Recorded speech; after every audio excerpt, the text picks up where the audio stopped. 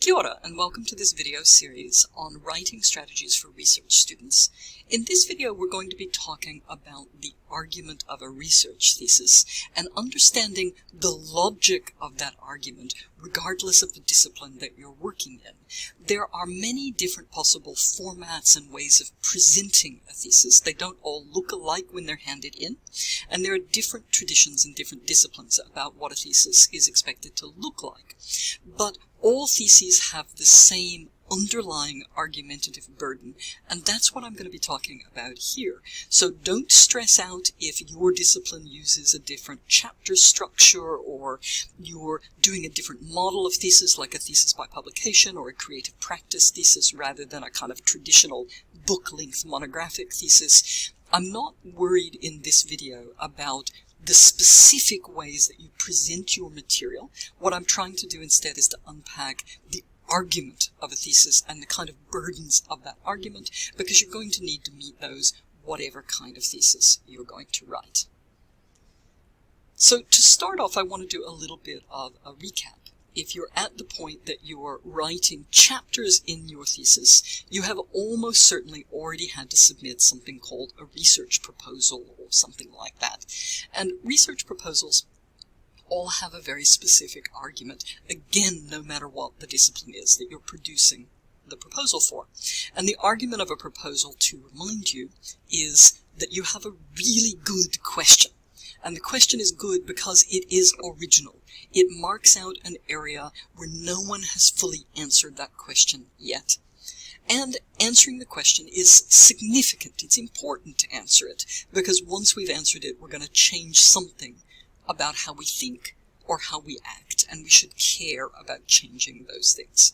So a proposal focuses on those, and then a proposal makes the case that you know a good way to answer the question. It doesn't help to have a good question that no one can answer. You have a method, and your method is ethical for everyone. You can answer your question without violating research ethics standards. It is feasible. It is possible to answer the question, and it is possible specifically for you to answer the question. And the method that you're proposing is done in a way that is mindful of best practice in the method literature.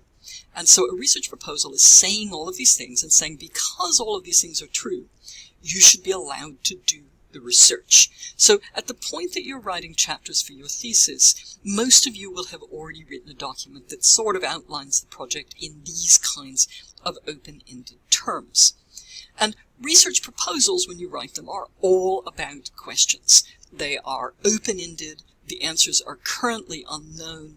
They also tend to be fairly formulaic. You may have even literally had a form that you needed to fill out for your proposal, but if you didn't have a form given to you, there's certain very specific sections they tend to have, which I've talked about in another video, and you tend to not be able to be very creative in writing a research proposal because it's just there to satisfy gatekeepers, people who can say, no, you can't do the research, or yes, you can do the research. Those people need to be able to find information fairly efficiently so that they can figure out whether to approve the project or not. The content of a proposal overlaps the content of a thesis, but the thesis has some extra burdens and also needs to look back at some of the proposal content in a new way, and I want to talk about that here. So, if a research proposal is all about the questions, a research thesis is all about the answers. How well have you addressed the questions put out in your proposal, or perhaps the questions have modified or mutated or evolved or developed since the proposal stage. But at the point that you're writing the thesis, you're trying to make a case for your answers. There is a kind of an ideal, typic, traditional structure for a thesis, and I'll go through that structure in a bit, but variations on that structure are really common. It may be that the way that your field or discipline writes a thesis is different from the sort of most ideal, typic structure of a thesis, or it may be that you are doing another model of thesis. Maybe you're in creative practice, and so only some of your work is in a written form, and the rest of it is an artistic work. Maybe you're doing a thesis by publication, and so your thesis has a kind of portfolio dimension to it of published works. So there's lots of variations on what a finished thesis looks like. It is more creative, and there are more options than are usually available at the point that you submit your proposal.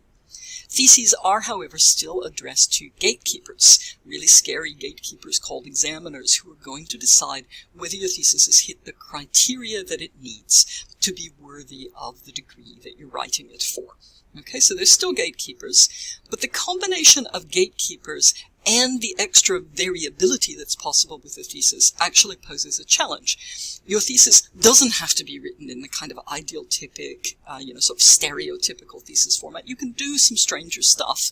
You can be more creative. But the challenge is, the more creative you are, the more you deviate from whatever your examiners might expect, the more work you may need to do to make sure that you're keeping your examiners on track to prove that you're meeting all the argumentative standards. So it is worthwhile understanding those standards and understanding how they might be presented in a traditional sort of ideal-typic thesis structure, because it'll help you make sure that you're hitting all the right spots. So, I think about this in terms of, what I often call a weirdness budget, okay? Everything you do that deviates from what an examiner in your field might expect is going to take a little bit of a toll of time and attention from your examiner. It's going to increase their cognitive load, make it a little bit more likely that they're going to miss your point, or miss some important information, or not recognize the importance of something that they're reading. This is something that doesn't go away. If you continue on in a research career and you submit journal articles or other forms of scholarly communication, you'll frequently get signals from readers that they've kind of lost track of the point. You'll get feedback from a reviewer and it will say, you really need to talk about X, and you'll be going, but I talked about X on page 20. When readers miss things like that, it is not necessarily a sign of an inattentive reader. It can mean that the reader's gotten distracted by some other element of your presentation. You can respond to reviewers more easily than you can respond to examiners. So you want to be particularly attentive when you're writing your thesis about places that you may be doing something a little distracting for your examiner, and so you may just need to give them a little bit of extra guidance to keep them on track. Examiners are human too, and humans can lose track of what's going on. They can get distracted, and they aren't always ideal readers. Remember that your examiner is no more superhuman than you are, and write accordingly. So, you can be weird, though, in a thesis. You can do unexpected, unpredictable, creative things. What counts as weird is discipline-specific. So your discipline may commonly do things that would look very, very strange to readers in another discipline. So you want to know what is the norm for your discipline. And one of the key ways to know that is to take a look at other theses that are submitted in fields and in topics similar to the one that you're working on. So the problem is not necessarily being weird. It's being weird in ways that you're not aware of, and therefore you're not able to kind of compensate and warn your examiner what's coming up. When you are reading, you'll do a lot of reading of scholarly literature for any model of thesis. And there's a tendency to read the literature sort of for the bottom line. What did this literature conclude? What was the finding? But I would strongly suggest that you're going to be spending so much time in the literature that you also take the extra time to read it for style and presentational strategy. You want to know how other people are presenting their arguments, what their rhetoric is, what the genre of scholarship is in your field, what do readers seem to find persuasive based on what manages to get through review and get published. You want to pay attention to these issues of style and of writing. When you are reading, there are going to be things that you read that you find very difficult, and there are going to be other things that you read that you find very engaging and easier to absorb.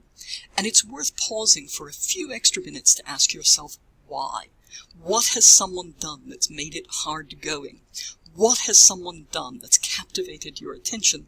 And there may be strategies in there that you can use. Okay, so you get a feel, you take the temperature of your literature to figure out what is strange and what is normal or expected for people writing in your field. Okay, so once you've kind of normed on your presentational strategies, there's certain argumentative burdens that you're going to need to meet, regardless of the style of thesis that you're writing. The overall argument of a thesis is as outlined here. So like with the research proposal, you are also wanting to argue in a thesis that you have a good question, that it is an original question, which means that other people haven't fully answered it, and it is a significant question, which means that if we answer it, it's going to change us in some important way. It may change scholars and what we think. It may also change how we act in some way, and it may be how scholars act, or it may be how people in any other dimension of life act. The thesis is going to want to argue that you followed a good plan. So the proposal is saying you've got a good plan. The thesis is going to say that you followed a good plan, that what you did was a good way to answer your question, that it's ethical. Hopefully it should be pretty clear that it's doable, because at the point you're submitting your thesis, you've done it. So it was feasible, and it reflects best practice. Best practice doesn't mean that you have to do exactly what other people do. It may in fact be that the way that your thesis is original is methodological. You may be doing something in your research methods that other scholars have not done, and that might be your contribution.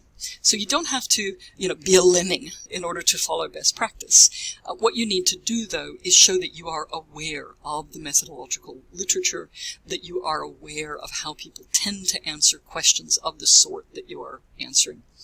And you need to be aware of why your method makes sense in light of all of that background. So having talked about having a good question and having a good plan and following a good plan for answering it, you carried out your plan, and then the thesis needs to show that you've learned something. Okay, that you've learned something and that you think that something matters for other people. Okay, so you present what you've learned, and you also talk about why the reader and other people should care what you've learned, because it transforms us in some way. Okay? All scholarship is part of a big community. We are building on the work of other people, and we expect that our work will be built on in turn. So one of the other things that a thesis typically does before the end is it says, you've done this, you've learned this thing, it is important, but there's more to be done. Maybe your research has opened up new questions, or maybe there are questions that we already knew about that you haven't been able to answer. There is more work to do. And so situating what you have done in the context of an ongoing scholarly process is part of writing a thesis as well. You never directly say in a thesis, now that I've done such a wonderful job, examiners, you should pass my thesis. It's not that explicit. But the overarching argument that you're making is that your thesis has met the expectations of examiners, and therefore it should pass. Okay? It has met the standards for you to achieve an award at that level expected of that kind of thesis.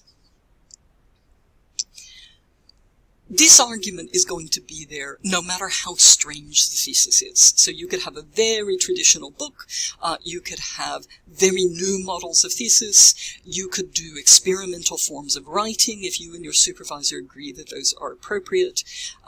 But the more strange what you do is relative to the expectations of your field, the more work you're going to need to do to explain to examiners where they can find the information, the points they need to find in order to agree that your thesis meets the requirements for passing.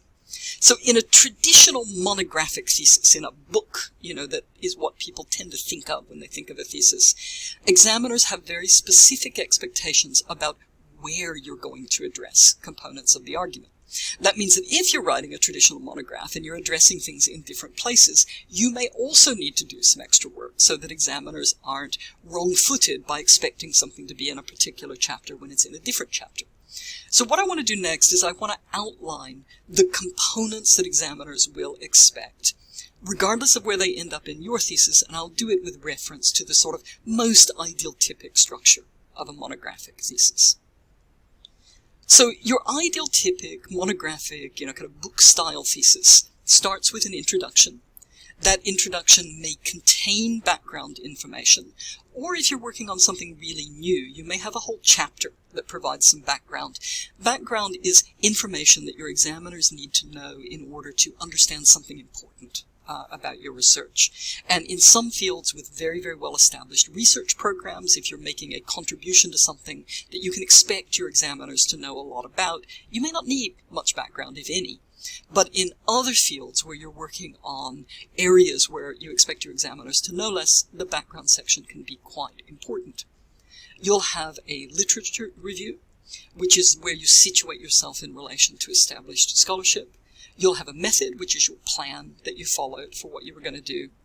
You'll have findings, analysis, and discussion, and these are the most variable in a traditional thesis. Depending on your field, these might all be jumbled together, they might all be in one sort of section, or they might be separated out into different sections or chapters. And then you'll have a conclusion. And so what I want to do now is unpack these different sections and talk about what goes in them. And again, even if you don't have a chapter called these things, you still need to have these components somewhere in your thesis in a location that you've expressed clearly to your examiner. So I have a good question. Traditionally in your kind of book kind of thesis, but probably in most kinds of thesis, this is something that you want to tackle right up front. So it's something that you address in the introduction, background, and literature review chapters. It is where you talk about the originality of your project. Particularly at doctoral level, you are expected to make an original contribution to knowledge. If you're writing a master's thesis, this might or might not be a strong expectation. You can talk with your supervisors about what is expected at that level. But the idea is that you're making a contribution that other people have not yet made. It's not sort of sitting out there ready for us to read, or we couldn't go phone up an expert and answer your question. Certainly at doctoral level, you're producing original knowledge. Then significance. Okay, there's some reason we should care. Doing this research is going to transform us in a particular way. And at the point that you're writing your thesis, you should know what that transformation is. And you don't leave your reader in suspense. You don't leave them wondering exactly how they're going to be transformed until the conclusion. This is something that you're going to tell people right up front in your introduction. Now, the vocabulary around this is discipline-specific. You might talk in terms of a hypothesis or a research question or a thesis question or an argument or a problem. It doesn't matter what you call it, but the idea is that in the introduction, you are stating for your examiners right up front what you're doing, why it's important, and what you've found. Okay, theses are not a mystery novel. They're not meant to keep people in suspense until the very end.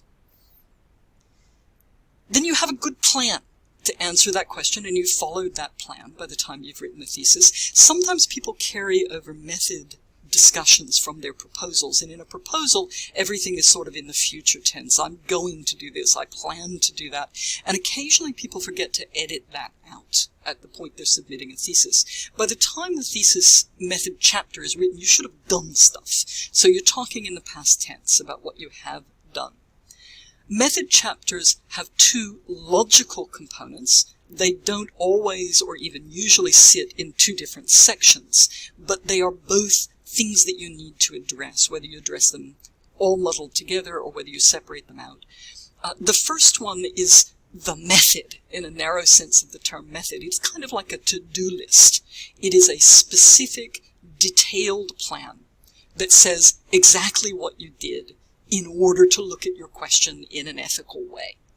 And your ideal method is so specific and so detailed that, if you needed to, you could just hand that section to somebody else and they could carry out the research and generate something reasonably similar to what you generated. Now, again, often you have to make judgment calls about exactly how much detail you go into. Sometimes people push off certain elements of detail into an appendix or some other place so that it's not cluttering up the text. But somewhere in the method, you need to make pretty clear exactly what you did at the level of detail that is expected in your discipline. Then, in addition to method, there's what I'm calling methodology. This is the rationale.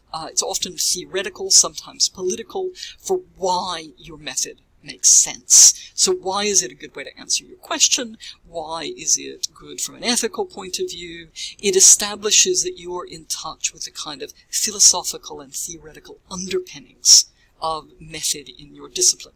Now, in practice, the terminology, that distinction in words between method and methodology, is really muddled in most literatures. So you will find regularly published work works that use the term methodology for everything. You will find works that flip the two and treat method as the theoretical thing and methodology is what you've done. I mean, it's a mess.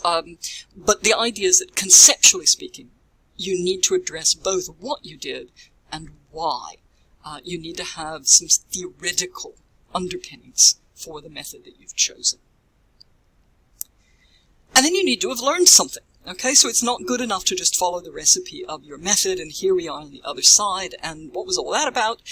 You need to present what you've learned, and this is not, what you did last summer. It's not absolutely everything that happened. It is meant to be something where you talk about what you learned in a way that leads to analyzing its significance, its importance for the literature, its importance for your question.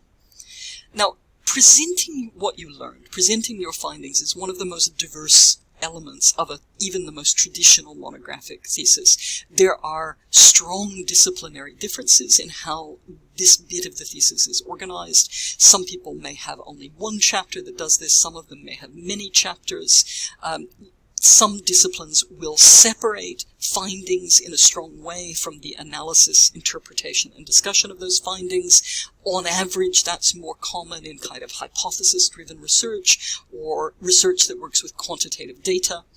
Some people combine these all together. Findings, analysis, and discussion are not distinct. They're all in there, but they're discussed together and not clearly differentiated. That is more common when the research is exploratory in nature, when we don't know enough about something to go in with hypotheses driving the research, or when people are dealing with complex qualitative data. It's a little more common as well. It doesn't matter which of those approaches you take, whether you clearly differentiate these things or mix them together.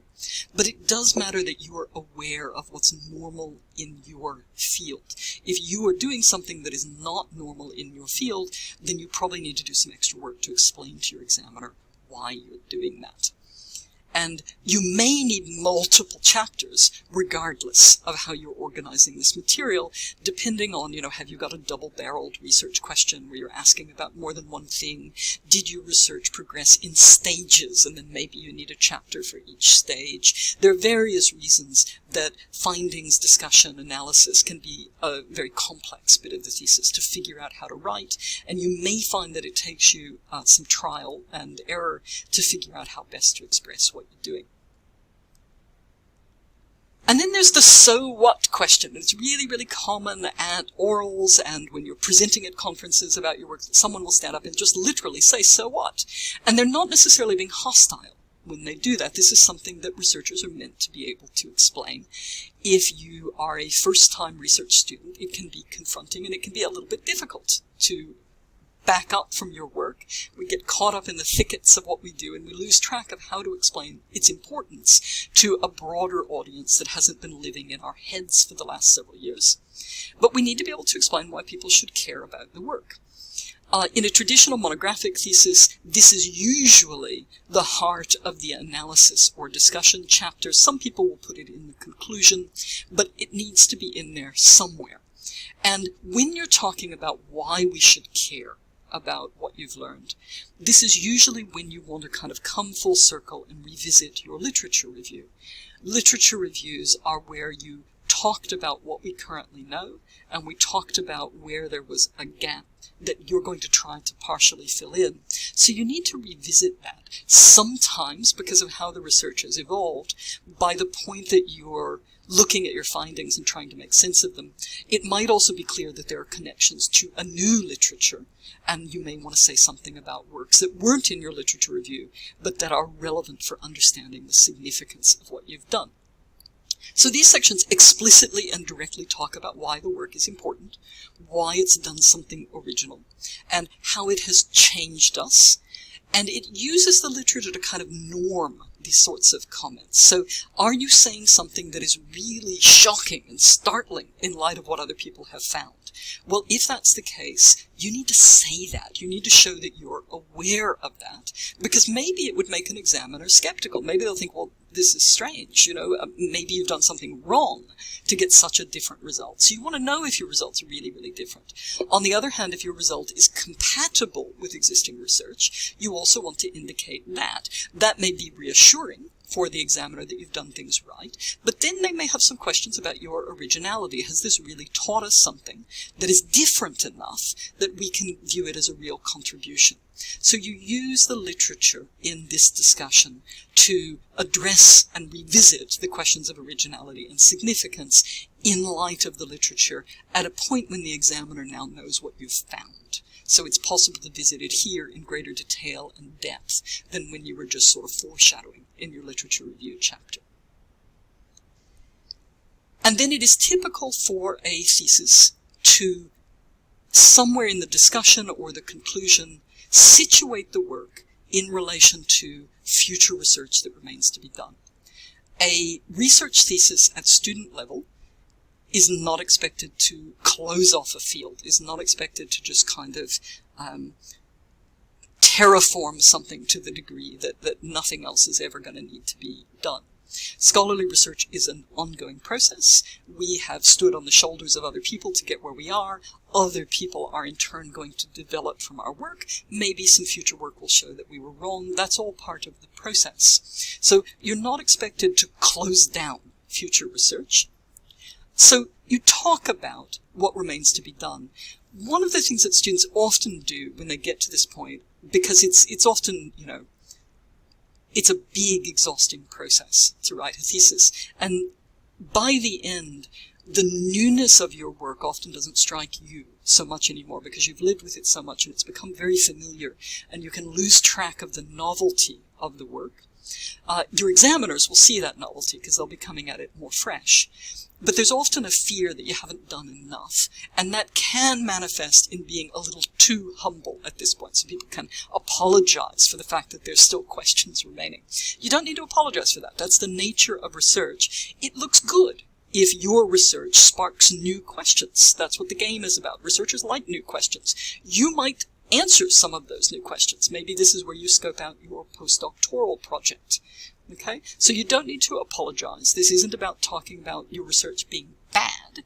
This is about showing that you are aware of the nature of scholarship, that it is an ongoing process, and there's always something more to do. But this is a component and something that you would normally be expected to discuss toward the back of a thesis. And then again, the overarching argument is past the thesis. Now, you don't say that. Your concluding sentence for your thesis is not, now that we've established all of this, I look forward to my, top marks from you examiners. It's all implicit. But the idea is to keep in your own head, as you're reading through the whole, if all of the components of the thesis meet their burdens, if these chapters or these components of the arguments, however they're organized in chapters, are there, and you've been clear enough with the examiner where they can find all of this information, then you have met the burdens required of a thesis at your level. So that's the goal. Now, there are common varieties of thesis. So even the most traditional monographic thesis that looks like a book might not have all the traditional chapters. Maybe the literature review is scattered across all the chapters because the literature is particularly complex. Maybe there's no background chapter because in your field that's not really necessary to explain what's going on with your project. Maybe your method can be quite brief because you're using a very consensus method. So you don't necessarily have to have a full-blown chapter for all of these points. You just need to address all the moments of the argument. Thesis by publication is a common format, and that can take the form of a kind of portfolio model where you've published a series of articles. You include all of those articles more or less as published in the thesis, and then you kind of bookend them or bracket them with introductory and concluding material, where the purpose of that material is to show that the articles that you've published during your candidature are at the same scope and scale and originality and significance and coherence as a traditional monographic thesis. There are hybrid forms of thesis by publication where maybe you have some bits of the thesis published and some of them are written like traditional chapters, or maybe you have published material that you rewrite in various ways for the thesis. But again, the argumentative obligations are the same. And then there are creative practice theses where the point is to create a new thing, a performance, an exhibit, an artistic work, some kind of creative activity that is at the core, and then you've got an exegetical work that wraps around that.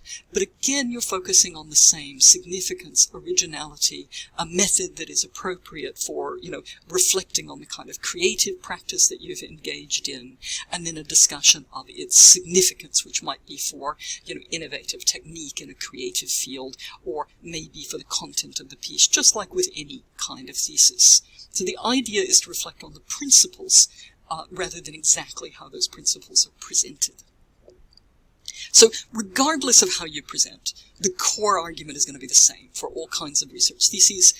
Please, examiners, pass this thesis because it answered an interesting question that no one else has fully addressed. It followed a good plan for answering that question. Knowing that answer transforms us in some way so that we can now think or act differently than we have before.